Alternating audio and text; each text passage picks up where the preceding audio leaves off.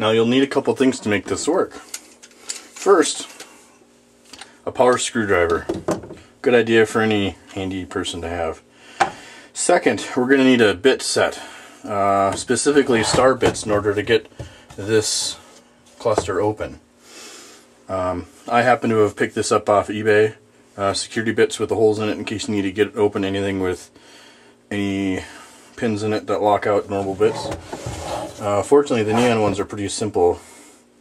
We'll just grab the proper size bit here, put it in our power screwdriver, and start ripping the sucker apart.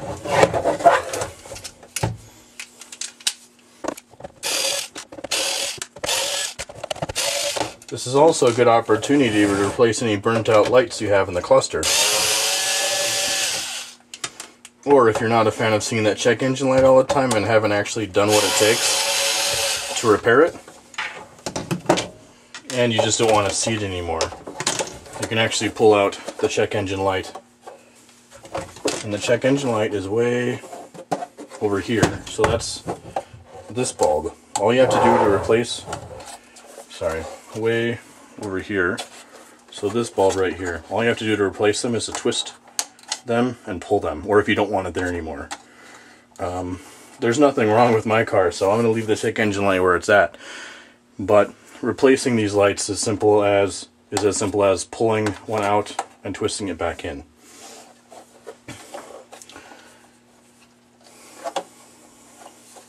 So let me continue pulling pieces off of this cluster and setting my screws aside so I don't lose anything.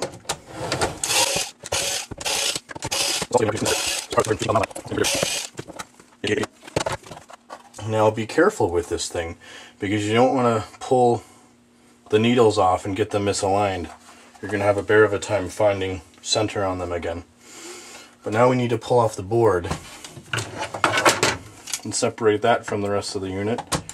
One thing that we're going to have to do is the board is going to want to come out and take this with it, so you can actually pull this pin out just by giving it a little pressure, and it'll come out. So I'm going to set that aside as well. And when flipping this thing around, just be careful not to disturb those needles or the reset button.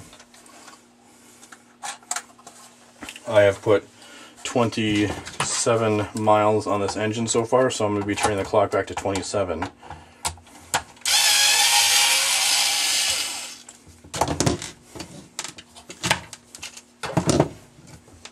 Now I'm putting all my screws in different piles so that I remember how many for each step, so I don't forget any.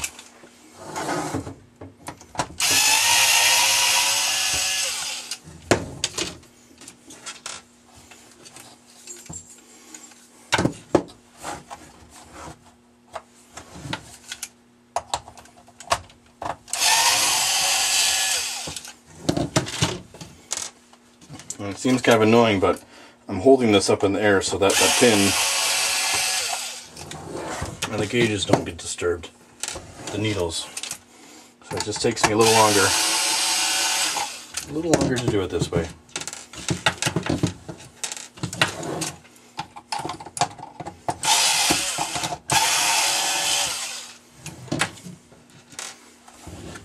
Now the board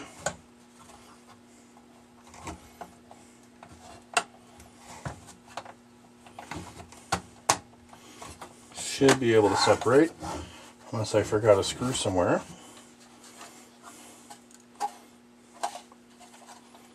Yep, right there.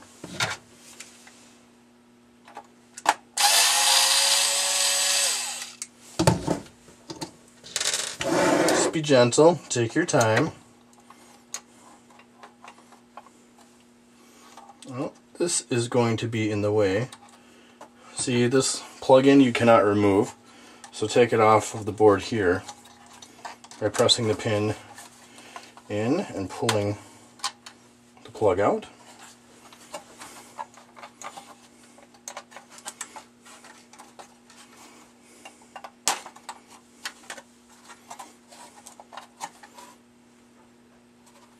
Oh, forgot one there too.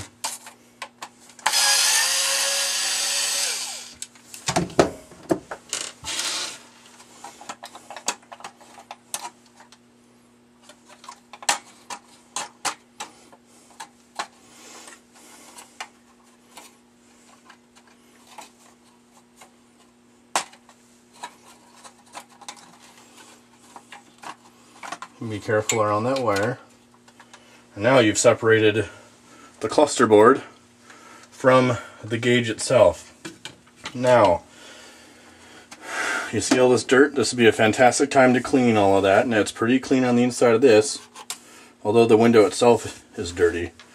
So we'll see if we can't take care of that. Now on the board, some people have complained of having issues with the needles bumping and jumping. That can happen if there's bad contacts. The contacts that you can resolder for that are these here and these over here.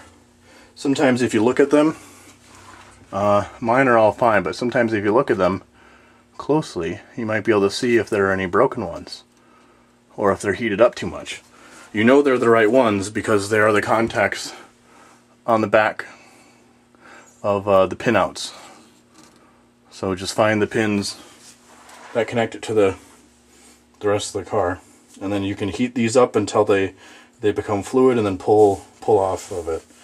You also see all my bulbs are really dirty too. So part of this, I won't bore you with that, but part of this I'm going to be cleaning out all the bulbs as well. So I'm going to set my board aside.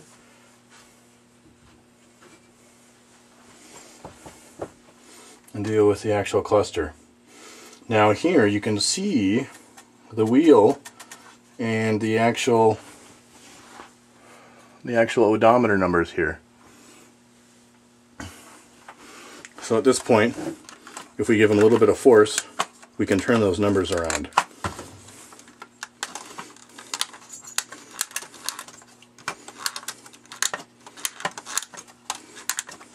Thus, putting whatever number you want on the clock.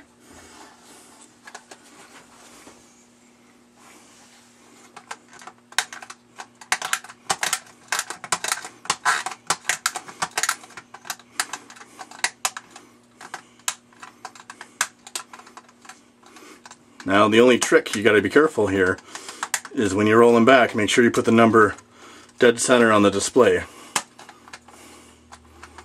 So you see how those two are even and the 7 is not? You're going to want to roll that one so that it's even with the other zeros. I'm just rolling with my finger. So what did I say? How many miles did I put on this rebuild engine now? 28. Whoops.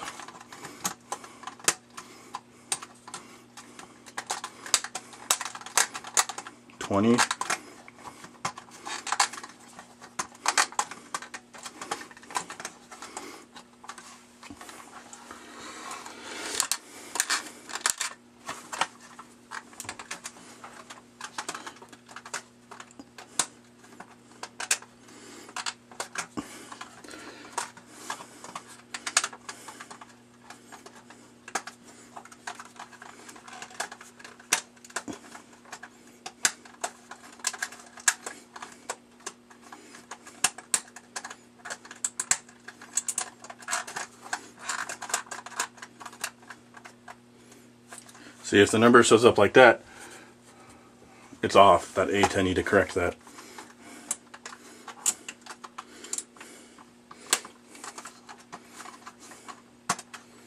There. Now I have a cluster with 28 miles on it.